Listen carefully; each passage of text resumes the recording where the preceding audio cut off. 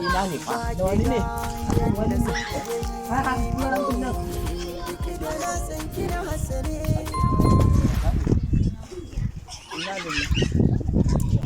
Ban gane wani ai. An nan kwada aje kudin.